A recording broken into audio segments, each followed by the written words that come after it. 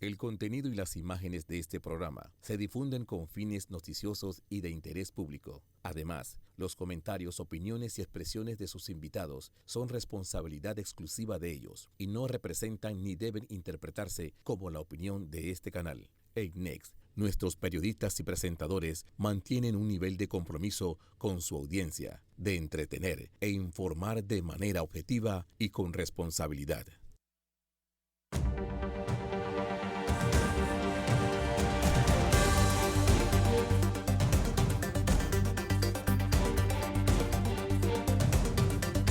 Saludos, bienvenidos a otro jueves de Hablando de Frente a las 7:30 de la noche por Next TV, Canal 21. Recuerden que cuando aquí no nos pueden sintonizar, estamos en las redes de YouTube, de Vallarino, Panamá y de Next Noticias. Hoy vamos a tocar un poco lo que estableció el presidente Mulino en su conferencia de prensa que va a ser semanal cuando la agenda lo permita. Todos los jueves a las 8:30 de la mañana, pero antes de eso, quiero referirme a un suceso que existió en Estados Unidos la semana pasada, que realmente consternó por el nivel de eso que ocurrió, pero también cómo eso se traslada y ha pasado incluso en Latinoamérica. Tuvimos un candidato hace no mucho en Ecuador que falleció a tiros. Han habido candidatos en México que fallecieron a tiros. Y la semana pasada, pues, sorprendentemente tuvimos esa situación en Estados Unidos de América, supuestamente uno de los países más cuidados, protegidos, etc. Y sobre eso yo tengo varias apreciaciones. La primera es una apreciación de seguridad, que la verdad es que me llama muchísimo la atención. Es una situación en donde un muchacho de 20 años de edad, que de acuerdo a lo que reportan, no es que tenga mayor experiencia, ya sea en temas de militares o de inteligencia o de preparación táctica o nada de eso. Y los que piensan que el servicio secreto salvó al presidente o que lo salvaron los guardaespaldas, parece que no vieron el tema de la trayectoria del tiro y demás, porque a Donald Trump lo salvó o la mala puntería del tirador o el giro de cabeza que hizo, pero le llegó a dar aquí en la oreja. Entonces, me parece que ese es un tema para que todos los cuerpos de seguridad del mundo, pero Estados Unidos, que se precia mucho de tener un tremendo sistema de seguridad, él lo haga, porque si eso lo puede hacer un joven con 20 años, inexperto, y puede llegar así, de esa manera, y a llegar a que el disparo en efecto le llegó al presidente Trump, yo no quisiera ni siquiera, ni pensar, ni siquiera tampoco especular sobre lo que pudieran hacer en un momento dado personas o cuerpos de seguridad o cuerpos rebeldes debidamente entrenados y con mucha capacidad. Pero yo al punto que sí quiero llegar en esto no es quién evitó el atentado a Donald Trump, que a criterio mío fue Dios y punto, ya sea dándole o mala puntería o el giro de cabeza para que nada más lo tocara la oreja, la suerte, como ustedes quieran, pero no fue el servicio secreto. El servicio secreto reacciona después, y sobre eso otro tema para hacer otros criterios de seguridad, el tiempo que demoraron, que dejaron al presidente volver a sacar la cabeza, la mano, etcétera. Todos sabemos que cuando esas situaciones de seguridad se dan, uno no le hace ni caso al candidato, esa persona para abajo y a sacarlo de ahí lo más rápido, él no tiene ni voz ni voto, va directo y arrastrado para donde tenga que ir para afuera. Lo que sí me llama la atención es qué lo causó, porque si bien se están dando las investigaciones, y hay que respetar esas investigaciones, lo que preliminarmente sale es que pudiera ser un joven de 20 años con algún malestar con una persona que personalmente no conoce en su vida. Hasta donde he podido leer en todas las circunstancias que se han dado, no es que él tenía un problema personal con Trump, no es que Trump le debía plata, no es que Trump le había quitado una novia, no es que no había ninguna situación personal. ¿Y yo por qué quiero hacer esta reflexión? Porque si eso no viene de una situación personal, de él me hizo algo, es mi enemigo, a nivel de querer matarlo, ¿qué es entonces lo que en la mente de ese muchacho puede haber hecho? Yo quiero ir a matar a un tipo que yo no conozco y que se llama Donald Trump. Y yo creo que es, sin ánimo de buscar culpables, es un buen momento para tratar de razonar, de alguna manera de buscar hacer conciencia, de buscar de alguna manera el análisis y tratar de realmente como de reflexionar qué pudo haber causado en la cabeza de ese joven ir a agarrar a un señor que no le ha hecho nada a título personal a él, a irle a zampar un par de pepazos en la cabeza y que además le costaron lastimosamente la muerte a terceras personas y hasta a él mismo. Y yo me quedaba con esta reflexión porque me quedo es lo que llevó a eso son los altos tonos de las campañas políticas, el irrespeto en las campañas políticas, las posiciones que son, diría yo, que son exageradas o que son de alguna manera, diría que demasiado intensas, serían posiciones que son de alguna manera como viscerales en temas políticos. Eso es lo que puede causar que a una persona que no lo conozcan, un tercero de repente ahí venga y diga, yo le tengo que ya meter un tiro a esta persona en la cabeza. Y eso no es único ni va a ser exclusivo de Estados Unidos. Y eso no es único y exclusivo tampoco, porque ya pasó en el Ecuador, y no es atinente tampoco a el cuerpo de seguridad del servicio secreto. Y a mí muchísimos años atrás, precisamente en un curso de seguridad, a mí se me enseñó que las personas que estaban como PMI, de protección de personajes muy importantes, esa gente trabaja usualmente 30, 35 años en su vida, todos los días que le toca trabajar, para que en teoría nada suceda.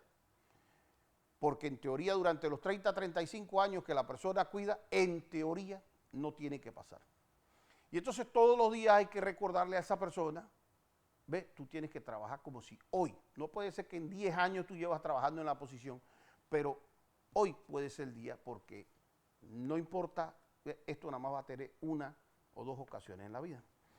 Y de hecho, de nuevo, los servicios de Estados Unidos van a tener que revisar, porque si nosotros pensamos que nuestros presidentes y que nuestros dignatarios y nuestros políticos están buscando enemigos, los enemigos de nuestros políticos y de nuestros dignatarios, etcétera, son quizás de este tamaño. Los enemigos de esa gente son gente pesadísima y que cuando ven ese tipo de escenarios, en cierta manera lo que les hace es llamar la atención, oye, va a ser, yo recuerdo muy joven, pero recuerdo, me leía mucho yo de esto, haber leído sobre el asesinato del expresidente John F. Kennedy, que se dio cuando yo no había nacido. Pero yo leía mucho sobre eso y sobre la forma y las conspiraciones y las cosas que ocurrían en eso. Pero sí me llamó también la atención que muchos años después, y eso sí lo llegué yo a ver porque se vio en televisión, etcétera, ya yo era joven, muchacho, pero todavía veía las televisiones, el atentado que le hicieron al expresidente de Estados Unidos, Ronald Reagan. A Ronald Reagan tampoco lo salvó el servicio secreto. De hecho, creo que fueron 2 impactos de bala que le llegaron a dar en el tórax. Hombre, al final de cuentas, como digo, la reacción posterior del servicio secreto puede haber sido positiva. No estoy haciendo en esto una crítica y es muy difícil el trabajo que tiene esa gente para hacerlo. Lo que estoy hablando es de la vulnerabilidad de los cuerpos de seguridad que están supuestos a ser los mejores cuerpos de seguridad del mundo. Y Recuerdo que otro inexperto que estaba aparentemente mal de la cabeza agarró y soltó un poco de tiros a una distancia de 5 o 6 metros del presidente Reagan. Le pegó al secretario de Estado incluso un tiro que lo dejó muy mal de por vida. Y al expresidente Reagan le pegaron 2 tiros. Si yo no me equivoco, esos 2 tiros se dieron con una pistola 22, es decir, de un calibre liviano, de un calibre chico. Y le hizo daño y casi lo mata. Pero lo que lo salvó es que ese tipo no hubiera utilizado una pistola 45 o no hubiera utilizado una pistola 9 milímetros, porque si hubiera utilizado una 9 milímetros, hubiera utilizado una 45, los 2 tiros le llegaron a impactar. Y si eso está pasando en otros lugares, eso nos indica que esa protección no es suficiente. La protección que verdaderamente puede ser mejor que esa es no estar auspiciando los odios que se generan. Allá en otro país, ellos tendrán sus asuntos, los motivos por los cuales se generan, pero también eso empieza a pasar o pasó en Panamá con muchísima fuerza. De hecho, les comento una infidencia. Yo realmente, durante el tiempo que estaba en campaña con el presidente Martinelli y también cuando acompañaba al candidato presidencial Mulino, hoy presidente de la República, yo tenía una verdadera preocupación de seguridad. Y tenía una verdadera preocupación de seguridad que nosotros veíamos situaciones que nosotros decíamos, sabíamos que teníamos personas que no eran solamente considerados para los efectos de ellos, no nuestros, simples adversarios políticos, sino que había gente que se consideraba enemigos, al punto de torcer el sistema para volarse una presidencia de la República. Pero mi cabeza decía, esta gente, a donde no les funcione algo, a donde algo termine, son capaces de lo que sea. Y realmente generaba una preocupación. Lo otro es que hubo candidatos, ya no solamente los nuestros, sino en otro lado, que se toparon con turbas, se toparon con gritos, se toparon con situaciones en donde fueron, de alguna manera, le vociferaban en contra. Y esas cosas pueden parecer insignificantes hasta que uno de los dos reacciona allá, hasta que alguien empieza una empujadera, alguien saca un arma y en eso quedamos con algunas personas muertas, como ocurrió lamentablemente cuando se dio también la alzada de ánimos con el señor que realizó las detonaciones en las protestas cuando se dio el tema de la mina. El mensaje que yo quiero dejar hoy es que si estas cosas a nosotros no nos llevan a reflexionar, que el llevar estos temas de antagonismo a los niveles más altos, el promover el odio hacia las personas, el promover estar básicamente en temas de permanente ataque a las personas que va a generar necesarias defensas, puede llevar muchas veces a ese tema como el de Estados Unidos, en donde la gente diga, y ese señor o ese muchacho, o quien sea muchacha, para no estar ese género, ¿por qué? Porque esa persona agarró y se alocó y fue a hacer tal cosa contra tal persona, del lado que sea. Y si nosotros no hacemos esa reflexión, podemos tener un país que se complique. Ustedes se imaginan, nada más, eso le pasó aquí, rozando. Aquí le pasa y ya se lo vuela, 1 pulgada para acá. Y yo no quiero decirles a 120 y tantos metros que supuestamente estaba el tirador, de acuerdo a lo que reportan los medios, no quiero decirles lo que en mira, en 120 y pico metros, representa la diferencia entre aquí o que sea aquí. Eso posiblemente es un giro como así, no más de así, de el arma. Se movió 1 milímetro el tirador, y cuidado menos, para que en el trayecto al recorrido al final acá se mueva 1 pulgada. Y entonces, así de cerca estuvo un país que ustedes se imaginan qué hubiera pasado si en vez de tener a un Donald Trump herido, hubiéramos tenido un Donald Trump muerto. ¿Qué hubiera pasado en Estados Unidos? De hecho, ¿qué hubiera pasado en el mundo? ¿Qué hubiera pasado con las economías del mundo ante ver eso? ¿Qué hubiera pasado políticamente, internamente en Estados Unidos ahora con un candidato favorito en las encuestas con una situación como esa? Y esas situaciones que a mi criterio los medios, algunos medios de manera muy irresponsable, abanican, generan, van causando porque atacan con mentiras, porque promueven el odio, porque van haciendo cosas. Miren, ayer nada más en Panamá, y de hecho tengo que decir que ocurrió de lado y lado, pero les puedo decir de dónde empezó y con qué estoy de acuerdo y con qué no. Y en algunas cosas lo hice en reclamos con agentes de medios digitales que yo incluso conozco, en algunos casos los apoyo, pero que no estoy de acuerdo con ciertas cosas. Si aquí empezó ayer en la competencia por la comisión de credenciales, ayer salió temprano Foco, la prensa y otra serie de ese grupito a atacar a la diputada Shirley Castañedas, una penalista que tiene todos los años de ser penalista, mucho más años que yo, y sorry Shirley, no te estoy diciendo algo de edad, estoy diciendo de experiencia, que se ganó su diputación y también es una nueva diputada que va a la Asamblea Nacional, que es reconocidísima como penalista y que ha sido parte del equipo de Ricardo Martinelli y que ha competido en legítima elección para su puesto de diputada y luego para las comisiones que correspondan. Shirley puede haber tenido, y no creo que haya tenido ni una queja ni siquiera en todos los años que ella haya sido abogado, mucho menos una demanda o querellas en contra. Pero Shirley, el único mal que ha podido cometer ayer fue aspirar a una comisión como pueden aspirar 20 o 30 diputados a eso.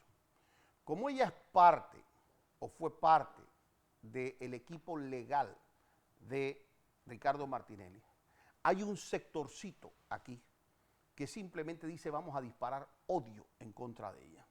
Y como no le pueden sacar nada a ella, Shirley, de los 500 clientes que ha podido tener también una persona que ellos reportan que haya podido ser acusado de pandilla y que mientras el proceso todavía siga, además la persona tiene derecho a una presunción de inocencia. Pero déjenme decirle una cosa, desde la óptica jurídica, derecho a abogado tiene el inocente, el culpable, el más culpable, el que está procesado por un delito menor, el que está procesado por un delito mayor. Esa es la ley y esa es la Constitución para que tenga un abogado. ¿Qué va a hacer el abogado si va a pelear las pruebas, si la persona es, si va a buscar una rebaja de pena, si va a buscar un acuerdo, si va a contrariar las pruebas, si va a hacer? Esa es una posición que toma un abogado, pero que toca hacerlo como un contexto y todo el mundo tiene derecho a un abogado. Como igualito haya lo que he hecho, usted lo lleva al médico y el médico lo tiene que atender. Así de sencillo. Como si la persona llega igualito le tienen que dar comida y alguien se la tiene que cocinar cuando llega a un lugar de reclusión. Los titulares en contra de Shirley eran narcoabogada, como si ella alguna vez hubiera tenido un caso de narcotráfico. Si usted no ha tenido un caso de narcotráfico en su vida, y si usted ha llevado su profesión al punto de ser admirada así, ¿usted cree que no causa molestia o disgusto que le pongan narcoabogada? Y abajo, chiquitito, dice, porque defendía a una persona. ¿Usted quiere saber cuántos casos de narcotráfico aquí hay en Panamá? Miles al año. ¿Usted sabe cuántos abogados han o hemos defendido a personas que han estado vinculados en casos de drogas, contra patrimonio, blanqueo de capitales, de todo tipo de cosas? Todos los penalistas de Panamá. Pero ciertos medios, con una agenda propia, trataron de hacer eso como si eso fuera algo indebido que hubiese hecho Shirley y para tacharla, para tratar de atacarla.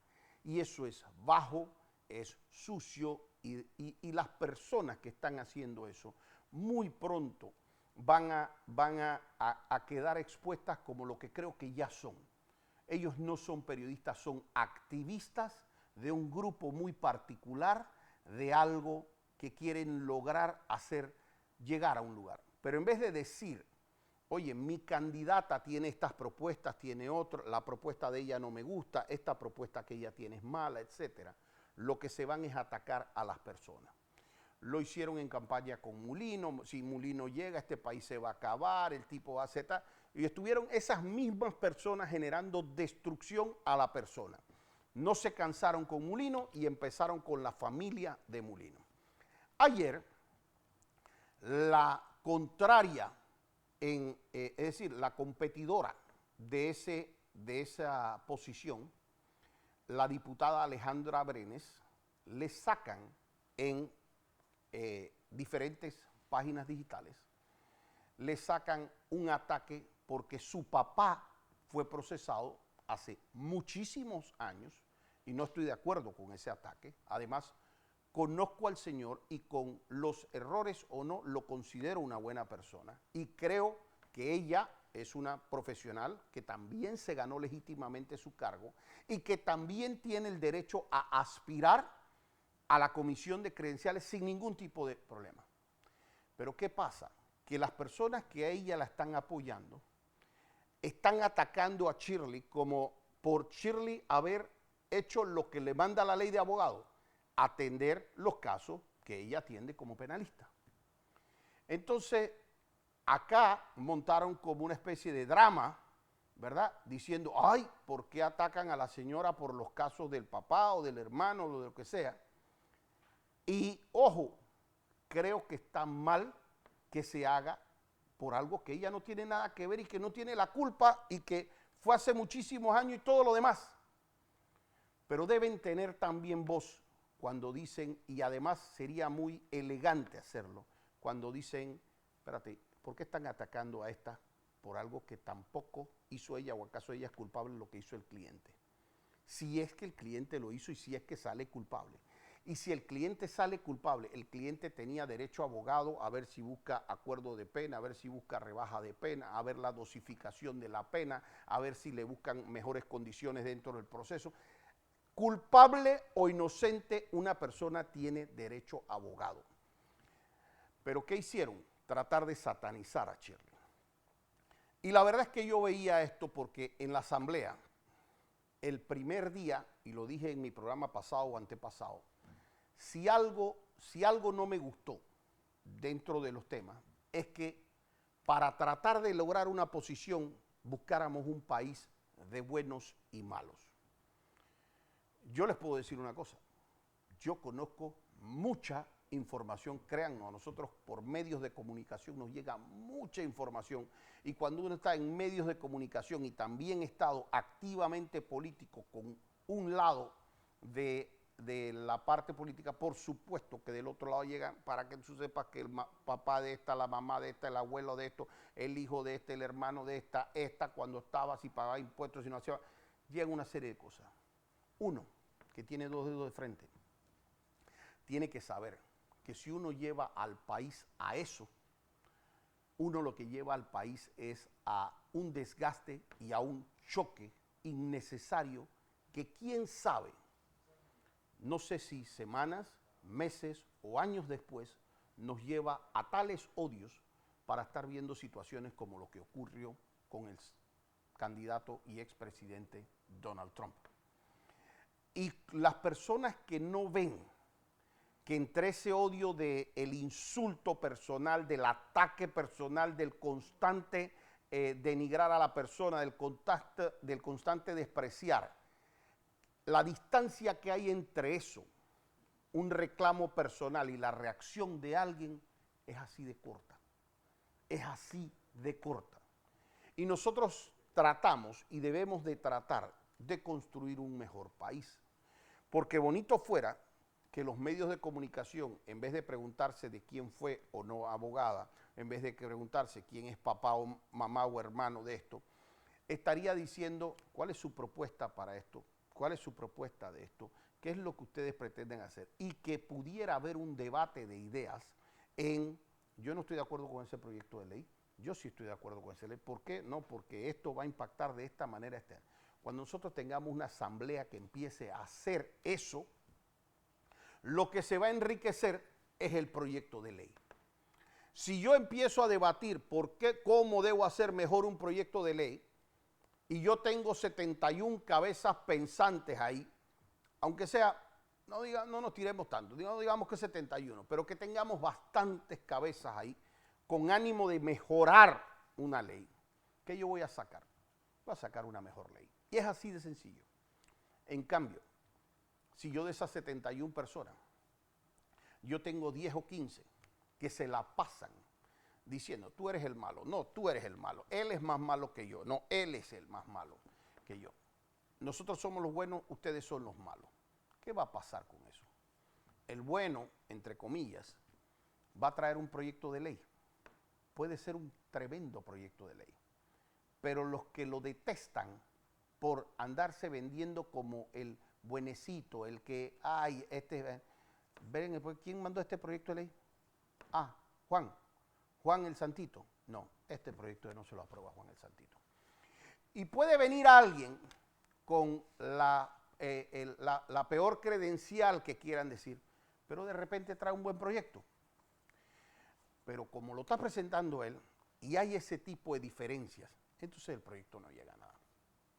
Y yo creo que nosotros tuvimos aquí, antes del 5 de mayo, así, pero así de verdad, de que nosotros tuviéramos un problema más allá de lo que puede contener la paz pública, la tranquilidad ciudadana, y que estuvo así de desbordarse ánimo. Yo soy un convencido que aquí una decisión equivocada adicional a la que hicieron, pero una decisión equivocada adicional de la Corte sobre la candidatura de José Raúl Mulino, y Dios sabe dónde nosotros nos estuviéramos resolviendo las diferencias como panameños si esa decisión hubiese sido de alguna manera equivocada. Y principalmente porque ya Panamá había llegado a un nivel de cansancio y de ira entre grupos, malestares entre grupos y de dirigentes políticos y de dueños de medios de comunicación y de periodistas irresponsables y de medios digitales irresponsables que generaron odios entre partes. Creo que cuando se va a pelear es un buen momento para estar choca y dale. Pero creo que cuando ya se quiere construir país y queremos hacer algo distinto, tenemos que hacer al menos la reflexión de lo que queremos hacer distinto. Hoy cuando escuché al presidente Mulino, y quiero hacer un brevísimo resumen, cuando él dijo, aquí se han estado haciendo una contención del gasto público, no de la inversión, es decir, las inversiones, las obras y los proyectos se van a hacer. Pero instituciones, hoy yo estuve con el director de una institución, no la revelo porque no quiero, pero me dijo, tengo 600 funcionarios, 400 que no necesito. Usted imagínese eso, me dice, estoy votando a dos manos. Escuché al alcalde Mayer Misrachi y creo que en una semana ya había salido como de 500 personas. Escuché a la alcaldesa de San Miguelito, otra historia similar. La alcaldesa de Arraiján, igual. Y esto es para que no vean que esto es un tema de banderas de lo que está haciendo Mulino. No, lo mismo se topó Mayer, lo mismo se toparon en la alcaldía de Arraiján, lo mismo se toparon en la alcaldía de San Miguelito. Dijo el presidente hoy que la presidencia estaba devolviendo 400 carros alquilados. 400 carros alquilados.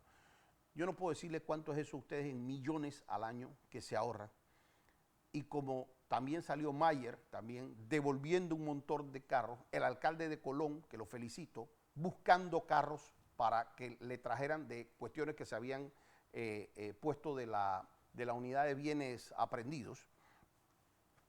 Y Mayer le dijo, bien, usted tiene un trabajo, el que sea, en la empresa privada, a usted le pagan $3,000, $4,000, y la empresa no corre a darle a usted un carro. Ciertas excepciones podrán hacer.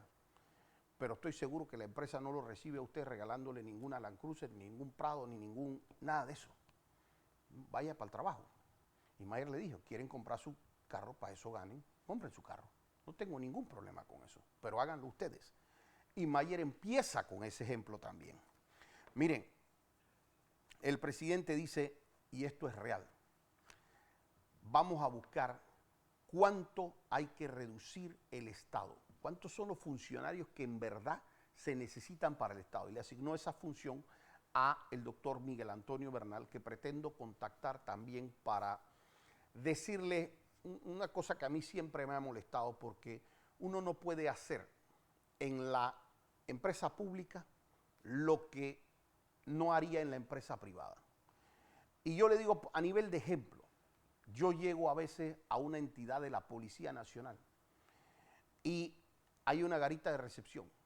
Y en una garita de recepción yo veo a alguien que de repente tiene 3 barritas, que las 3 barritas aquí significan capitán, o 2 que es un teniente, pero 3 barritas, a veces una estrellita que es un mayor. Y yo veo a ese tipo anotando, ¿cómo es su nombre, licenciado? Cédula, licenciado. Y yo digo, este tipo gana 3 o 4 mil dólares. A mí no se me ocurre poner en mi empresa a alguien que gane 3 o 4 mil dólares sentado en recepción para que me anote el nombrecito y la cédula del que va pasando.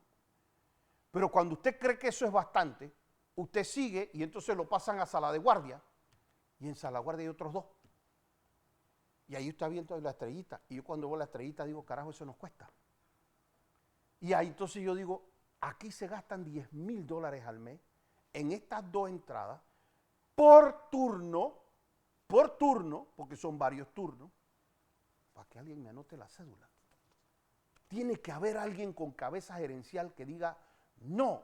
Y si necesito a esas personas, ahí me pones por favor una secretaria pero que tenga esa capacidad de hacerle. Y ese tipo que gana 3 mil dólares al mes y que lo capacitamos, que está entrenado, ese tipo tiene que ir a la calle, al servicio. Hoy el presidente mandó a quitarle CPI a un montón de personas que no tenían por qué tener protección. Y el presidente mandó al director Jaime Trujillo a hacerle un estudio para ver cómo se desarrolla la logística, que es perímetro de la presidencia, pero para ver cómo se aprovecha y se cuida todo el casco antiguo para que toda la población que vaya allá tenga entonces, se sienta debidamente cuidado y esté en los carritos, la bicicleta, las motos del SPI por todos lados para que usted pueda ir por todo el casco viejo y sentirse cuidado. Y eso es simplemente una cuestión de sentido común para hacer una mejor presidencia, una mejor alcaldía de Panamá, una mejor alcaldía de San Miguelito, mejores temas en las juntas de representantes. Así es que por ahora sigo haciendo mi balance positivo. Se nos fue el tiempo, pero yo he estado recorriendo, he hecho recorrido por no menos de 6, 7 instituciones en estos días. Y les quiero comentar, por ejemplo, se los voy a dejar, pero para hacer todo el esfuerzo que está haciendo el ministro del MOP para que algo que se demoró aquí 10 años en una carretera para la gente de Arraiján y Chorrera, para que esa cosa en 6 meses, 7 meses pueda ser una realidad. No saben la tarea titánica que se está tirando José Luis Andrade en eso. No saben los esfuerzos que se está haciendo en salud para hacer un ministerio, Fernando Boyd, para hacer un ministerio que haga. ¿Cómo está pensado en los ministerios antes? Bueno, aquí hay medicina y aquí hay tanto para atender a las personas. Sí, ¿a quién estás atendiendo? Al enfermo. Pero tu primer trabajo como Ministerio de Salud era que no se enfermara. Entonces, no solamente la medicina, no solamente el hospital, sino que ojalá nadie necesitara el hospital y nadie necesitara la medicina. Y Fernando Boyd trae todo un concepto de temas preventivos, de controles preventivos, de controles en parques, en centros comerciales. Realmente son proyectos realmente muy bonitos y aquí los vamos a ir destacando. Y sí, cuando se necesita, tener los hospitales de primera línea, un oncológico de primera línea, pero también cuando visité el Ministerio de Salud y me explicaron todo esto, todo lo que había en gastos innecesarios, realmente no sé cómo se podía administrar algo y tener esa ceguera. El IFARU, lo dijo el presidente y con esta cierro, hablé con el director, y lo que ustedes creen que salió la vez pasada, que era medio escandaloso, eso fue como nivel de decibeles 4. Va a salir todo lo que tenga que salir y felicito a Jaime Díaz porque lo primero que hizo fue llegar y decir esa resolución que dice que esto es información reservada y confidencial del IFARU se anula para que se pueda agarrar y sacar toda la información. Y una última cosa, perdón, pero tiene que ver con esto. El presidente dice, si hay algo irregular, no me pidan a mí, porque yo no soy procurador general de la nación. Yo no soy el que tengo que meter preso a nadie. Yo no soy el que tenga que estar correteando a nadie. Eso lo tiene que hacer el procurador general de la nación y la justicia de este país. Y lo felicito por eso, porque eso es lo que... Cuando aquí un periodista dice, ¿por qué no han metido preso a nadie? ¿Por qué no vaya, pregúntele al procurador. ¿Y por qué no han hecho tal cosa, tal no lo han jugado? Vaya, pregúntele a la Corte. Porque así es el mensaje que tiene que hacerse si se quiere entender un país con separación de funciones. Pero dijo algo interesante. Si usted, alguien le quitara plata, y usted me busca a mí como abogado, porque le quitaron $200,000, usted lo primero que quiere de mí como abogado es que yo le recupere esos $200,000. Meterlo preso no van a ser un tema accesorio, ¿no? Qué bueno que la primera misión que tengan en la cabeza sea tratar de agarrar a esa gente y si hay que hacer algunas modificaciones de ley, habrá que ver cómo se hacen. Pero sea decirle, señores, háganlo como préstamo, hagan lo que sea, pero devuelvan esa plata. Porque eso es lo primero que tiene que hacer el Estado, porque eso sí va a terminar ayudando estudiantes que de ahora en adelante lo van a necesitar. Los veo así hasta el próximo jueves aquí, Hablando de Frente.